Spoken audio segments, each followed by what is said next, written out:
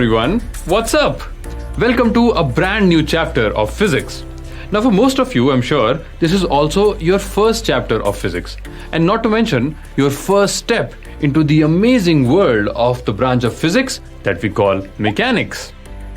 So, when we study mechanics, we essentially study about various types and aspects of motion that occur in our physical world. So, when a ball is thrown up high in the sky and then it comes back, it intrigues a mechanics student. When a plane lifts off the runway high into the sky, it intrigues a mechanics student.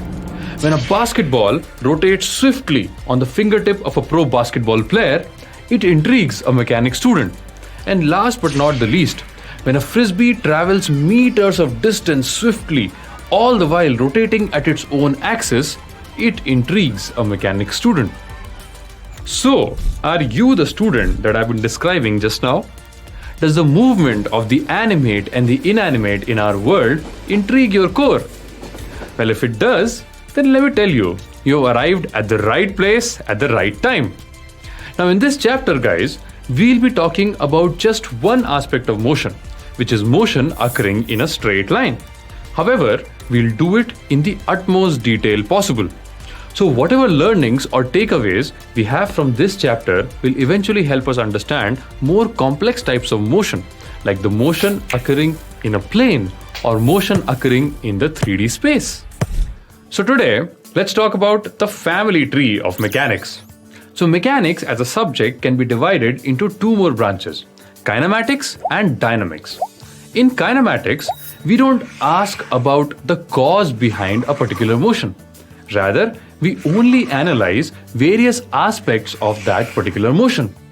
But in dynamics, we are concerned or we are overly focused on the cause behind each type of motion.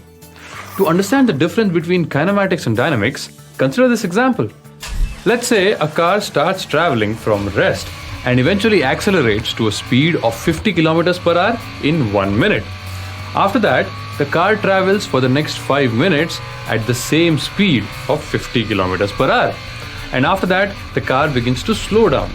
The car slows down or decelerates for exactly 1 minute and comes to a complete halt.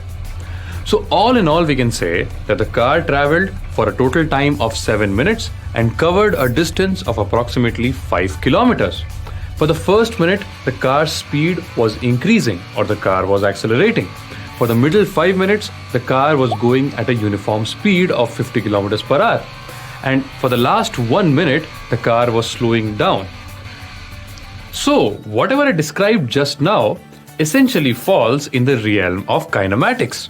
Yes, you see, not one time did I talk about the cause behind the motion. Or in other words, I never talked about why the car was moving the way it was moving.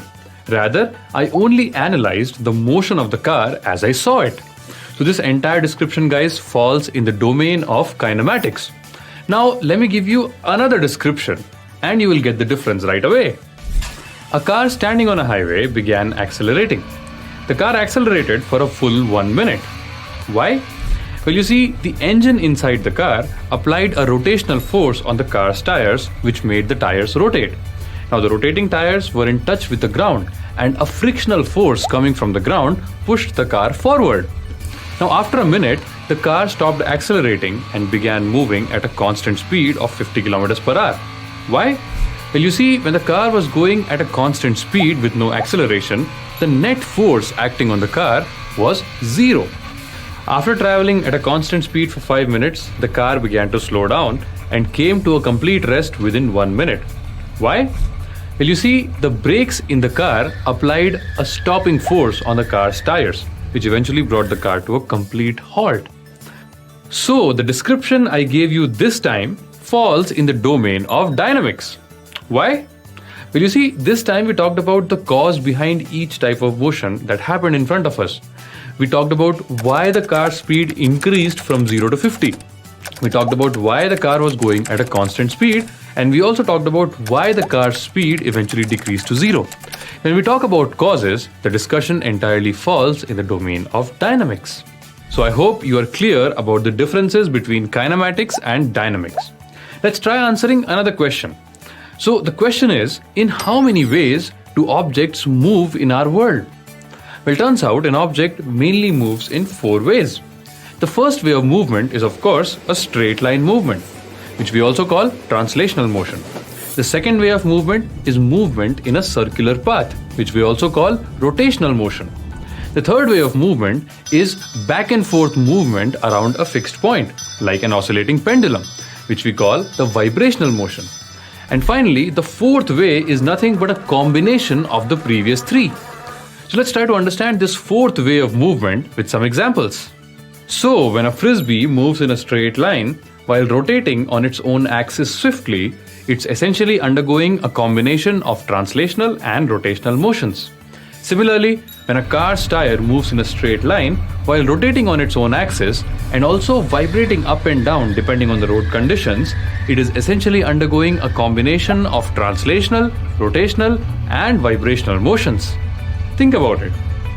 So based on this, we divide both kinematics and dynamics into 3 more sub-branches. Under kinematics, we get translational kinematics, rotational kinematics, and vibrational kinematics.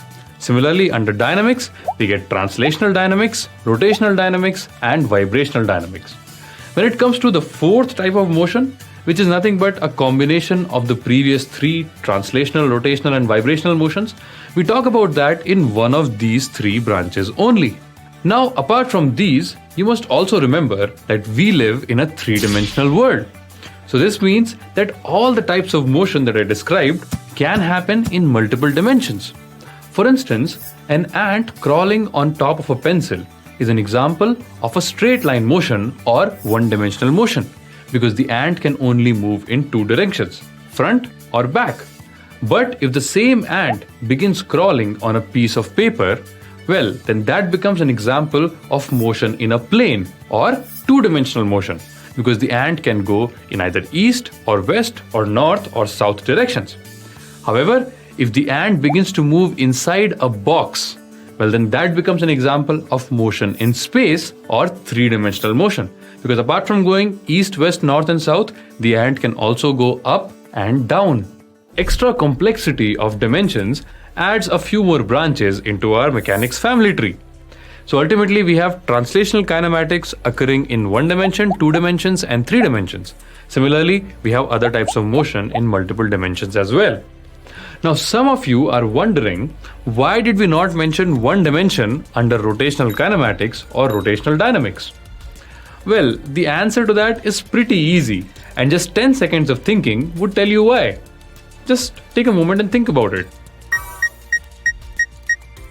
So do you think an object can rotate or revolve in a straight line? Is it possible? Well, the world I come from, you need at least a plane for an object to rotate or revolve. So this means that rotation or revolution is not possible in 1 dimension at all.